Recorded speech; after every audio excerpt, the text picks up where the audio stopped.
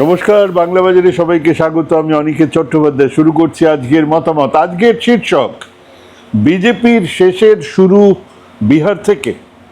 হ্যাঁ, আজকে তিনটে উপনির্বাচনের ফলাফল এসছে এবং তিনটের বিশ্লেষণ বলছে কোথাও এই জেনজি আন্দোলন ভীষণভাবে একটা প্রভাব ফেলেছে ভারতের রাজনীতিতে। আমরা সেটা নিয়ে আজকের আলোচনা করব। তার আগে বলি, বাংলা বাজার সাবস্ক্রাইব করুন, লাইক করুন, শেয়ার করুন, কমেন্ট করুন, আর যদি পারেন, যদি সম্ভব হয়, তাহলে আমাদের ছোট্ট একটা পয়সার বিনিময়ে সদস্যপদটা নিলে আমাদের খানিক সুবিধে হয়। আর আজকে কিন্তু জিরো আওয়ার আছে। আজকে জেনজি আন্দোলন, গালাগালি এবং প্রধানমন্ত্রী, এই নিয়ে তিনজনের একটা প্যানেল আছে। আপনারা আসুন, মতামত দিন। শুরু করছি আমাদের অনুষ্ঠান মতামত। শীর্ষক বিজেপির শেষের শুরু বিহার থেকে।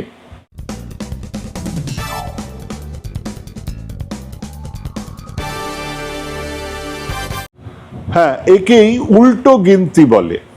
এক অনড় রক সলিড সাম্রাজ্য কমাসের মধ্যে টলমল করতে থাকে সব দিক থেকে, সব ক্ষেত্রে। আজ ভারতের রাজনীতির দিকে তাকালে সেটা খুব পরিষ্কার। বাঁকিপুরে একটা উপনির্বাচন সেই ইঙ্গিত স্পষ্ট করে দিয়ে গেল। কার আসন? নীতিন নবীনের। তিনি বিজেপির সর্বভারতীয় সভাপতি। কিছুদিন আগে তাকে রাজ্যসভাতে নিয়ে যাওয়া হয়েছে, কাজেই ওই আসনে উপনির্বাচন ছিল। তিনি বাঁকিপুরের এমএলএ ছিলেন। কিন্তু এটা বললেই সবকিছু বলা হয়ে যায় না। এই বাঁকিপুর বিধানসভা আগে ছিল পাটনা ওয়েস্ট। এখান থেকে একসময় সিপিআই এর প্রবাদ প্রতিম নেতা, বিহারের বিরাট নেতা সুনীল মুখার্জি, ফাউন্ডার, ওখানকার সিপিআই এর পত্তন করেছিলেন, তিনি জিতেছিলেন এখান থেকে। কিন্তু 1995 থেকে এই আসন ছিল বিজেপির। জিতেছিলেন নবীন কিশোর প্রসাদ সিনহা। ইনি হলেন আজকের নীতিন নবীনের পিতাশ্রী। হ্যাঁ, 1995 থেকে 2005 পর্যন্ত এই আসনে তিনি জিতেছেন, সেটাও প্রায় 5 বার। নবীন কিশোর 2006 থেকে 2025 পর্যন্ত জিতেছেন, মানে নবীন কিশোর জিতেছেন, আর 2006 থেকে 2025 পর্যন্ত জিতেছেন নীতিন নবীন। 2006 নীতিন নবীন বাঁকিপুরে, নাম তখন ছিল পাটনা ওয়েস্ট। 2006 প্রথম দাঁড়িয়েছিলেন, তারপর থেকে বাঁকিপুর আসনে জিতে এসছেন। সেই আসনে প্রথমবার বাবার সরে যাওয়ার পরে, মৃত্যুর পরে তিনি দাঁড়িয়েছিলেন এবং প্রথমবার 82% ভোট পেয়ে সেখান থেকে জিতেছেন। তারপর থেকে প্রতিবারে জিতেছেন গড়ে, তার ভোট যদি গড় করা হয় 65% ভোট তিনি পেয়েছেন। তার যদি 5 বারের ভোটের গড় করা হয় তাহলে 65% ভোট তিনি পেয়েছেন। এবারের উপনির্বাচনের আগে বিজেপি নেতা, এই এলাকার এমপি রবিশঙ্কর প্রসাদ বলেছিলেন, এই আসনে কুকুর বেড়াল যাকেই দাঁড় করানো হবে, মানুষ মোদিজির নামে পদ্মফুল চিহ্নে ভোট দিয়ে তাকেই জিতিয়ে আনবে। তো নীতিন নবীন রাজ্যসভায় চলে যাওয়ার পরে উপনির্বাচন ঘোষণা করা হলে বিজেপি এই আসনে অভিষেক কুমার সিনহা বান্টিকে প্রার্থী করে। ঠিক এই সময় যখন প্রার্থী ঘোষণা হয়ে গেল, তখন জনসুরাজের প্রশান্ত কিশোরের দাঁড়ানোর কথা শুরু হতে থাকে, কথাটা উঠেছে।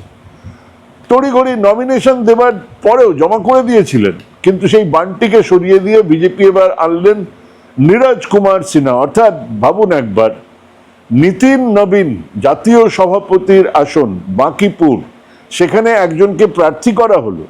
প্রার্থী করার পরে কয়েকদিনের মধ্যে জমা হয়ে গেছে, তার নমিনেশন পেপার জমা হয়ে গেছে, ডাক ডোল পিটিয়ে সেই নমিনেশন পেপার জমা করেছে।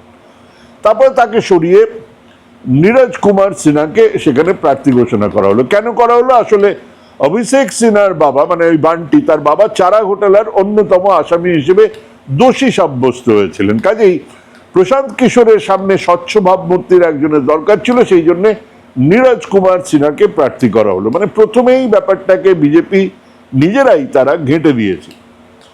কিন্তু শেষ রক্ষা হলো না। যে আসনে 1995 থেকে আজ অব্দি গড়ে 65% ভোট পেয়ে জিতে এসেছে বিজেপি, সেই আসনে বিজেপি এবারে 34% ভোট পেয়ে হারল। প্রশান্ত কিশোর প্রায় 50% ভোট পেলেন। এবং এখানেই শেষ নয়, ওদিকে মধ্যপ্রদেশের দাতিয়া, আগে কংগ্রেসের এমএলএ রাজেন্দ্র ভারতীকে এখান থেকে জিতেছিলেন, তাকে দুর্নীতির দায়ে সরে যেতে হলো, সেই জন্য উপনির্বাচন হয়েছিল। কংগ্রেস নতুন প্রার্থী ঘনশ্যাম সিংকে দাঁড় করায়। রাজেন্দ্র ভারতী প্রায় প্রকাশ্যেই বিজেপিকে সমর্থন করা শুরু করে এবং শেষমেশ গতকাল তাকে সাসপেন্ডও করা হয়েছে।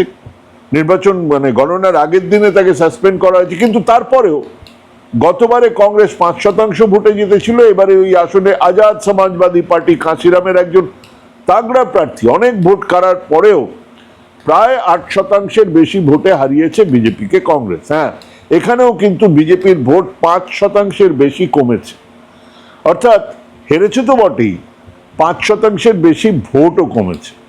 এবং গুজরাটে মঞ্জলপুর আসন, এটাও বিজেপির গড় বলা যায়, বরাবর জিতে আসছে। এখানে বিজেপি গতবারে 75% বেশি ভোট পেয়ে জিতেছিল, এবারে 8% ভোট কমেছে, মানে 67% ভোট পেয়েছে। কংগ্রেস গতবারে 12% ভোট পেয়েছিল, এবারে কংগ্রেস 30% ভোট পেয়েছে।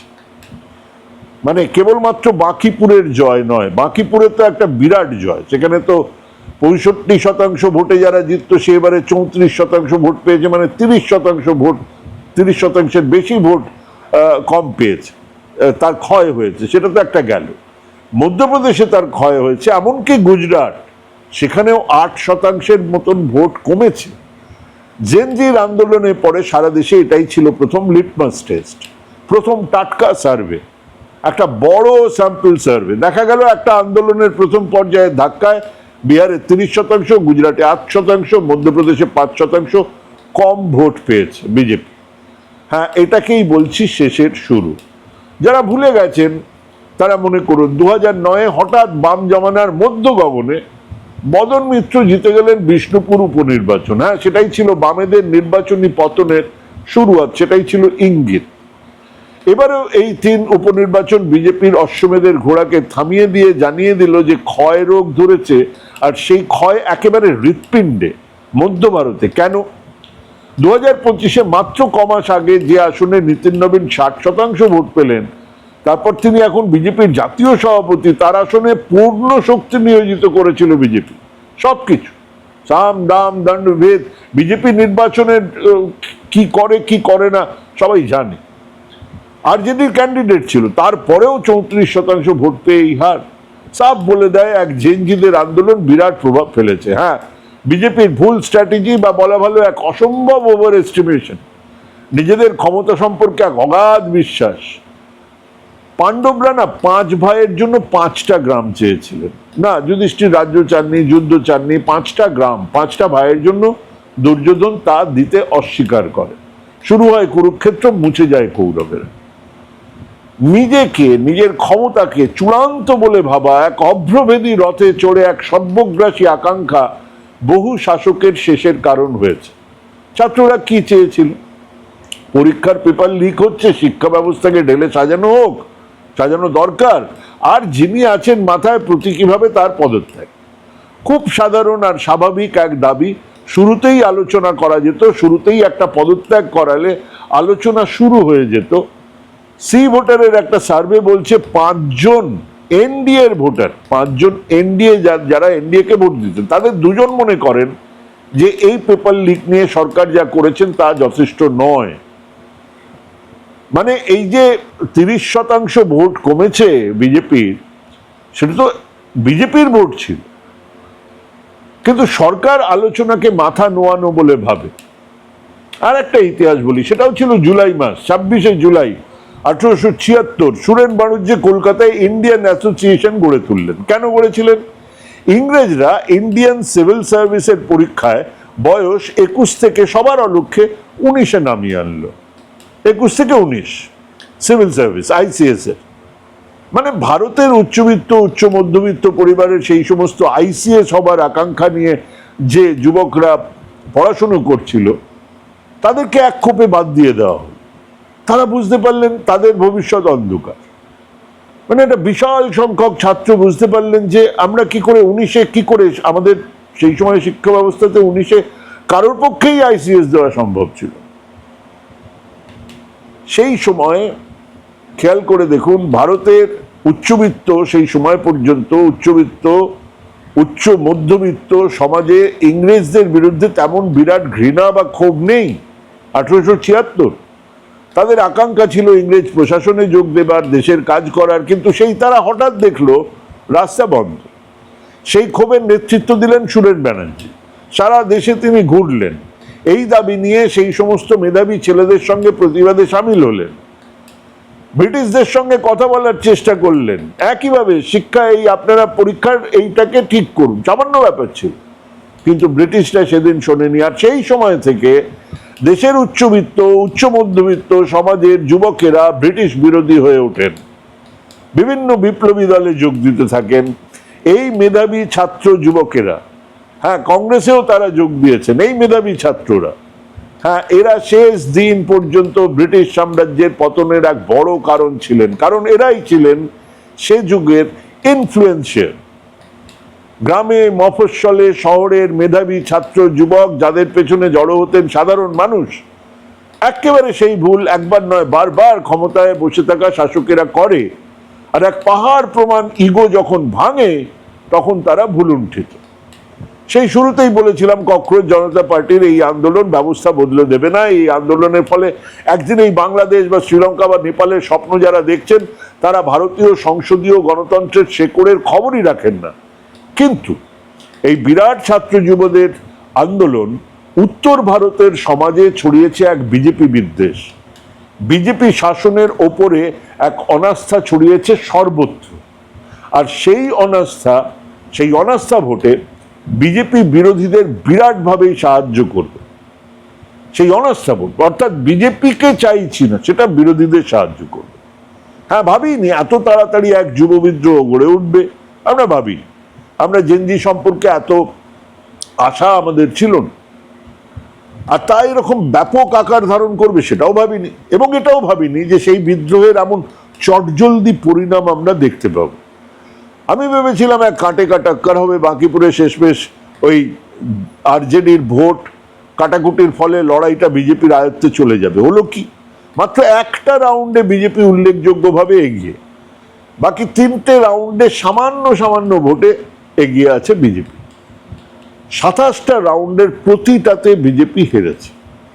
এবার এক সহজ খেলা শুরু হবে, একটু নজর করলেই বুঝতে পারবেন বিজেপি এই ঝড়কে সামাল দেবার কাজ করবে। মানে যে বিজেপি এতদিন প্রোঅ্যাক্টিভ ভাবে দল চালিয়েছে, দেশ চালিয়েছে, তারা যা বলেছে তাই হয়েছে, এবারে তারা রিঅ্যাক্টিভ হবে, অর্থাৎ ওধার থেকে কি আসছে সেটাকে সামলানো, যা হচ্ছে তাকে আপাতত সামাল দেওয়াটাই প্রথম কাজ হবে। প্রধানমন্ত্রী সেটা শুরু করে দিয়েছেন, জেনজিদের সঙ্গে কমিউনিকেশনের কাজটা শুরু করেছেন, কিন্তু সমস্যা হলো উনি জেনজিদের ভাষাটাই বোঝেন না, কাজেই খেলা আরো জটিল হচ্ছে। শুরুতেই তাদের বাচ্চা ছেলে ইত্যাদি বলে চটিয়েছেন, তারপরে ক্ষমা করে দেবার কথা বলেছেন, তারপরে তাদেরকে বিপথে না যাবার অনুরোধ করেছেন। ভাবুন একবার কমিউনিকেশনটা, জেনজিদের সঙ্গে কমিউনিকেশন, তারা এগুলো কিভাবে নিল, মিসকমিউনিকেশনের জায়গাটা কি হলো, জেনজিদের কাছে কি মেসেজ পৌঁছলো? এক, তারা বাচ্চা, তারা অবোধ, আমরা অবোধ, আমরা বাচ্চা, তারা ভাবছে। দুই, তারা বিপদে চলে যাচ্ছে, মানে আমরা বিপদে চলে যাচ্ছি, জেনজিরা ভাবছে।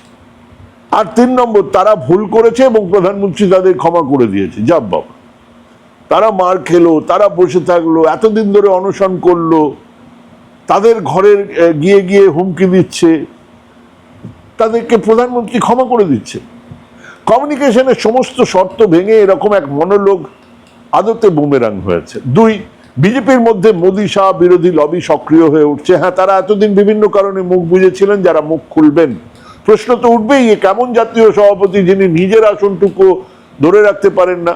এমনিতেই এই দুদুভাতে সভাপতি নিয়ে আগেও প্রশ্ন উঠেছে। 3 নম্বর, কংগ্রেসকে ঘিরেই এক বিরোধী ঐক্য গড়ে ওঠার বিরাট কোনো বাধা আর নেই। খেয়াল করে দেখুন, ওই গুজরাটের আসনে গতবার আপ প্রার্থী প্রায় 10% ভোট কেটেছিল, এবারে আপ প্রার্থী ওখানে ছিলই না, অর্থাৎ আপ ওখানে প্রার্থী দেয়নি। 4 নম্বর, এক বড়সড় সংখ্যার আমলা প্রশাসনিক কর্তা ব্যক্তিরা এবারে নড়ে চড়ে বসেছেন। হ্যাঁ, তাদের নড়াচড়া লক্ষ্য করা যাচ্ছে। বিচারপতি একজন বলেছেন, এক গোষ্ঠীকে পোকামাকড়ের সঙ্গে তুলনা করাটা উচিত নয়। এক আমলা মধ্যপ্রদেশ কৃষক আন্দোলনের মধ্যস্থতাকারীদের অন্যতম, তাকে আন্দোলনকারী কৃষকরা সম্বর্ধনা দিচ্ছেন। এরকম এই উত্থানের সময় আমলারা খানিকটা সতর্ক হয়ে যান।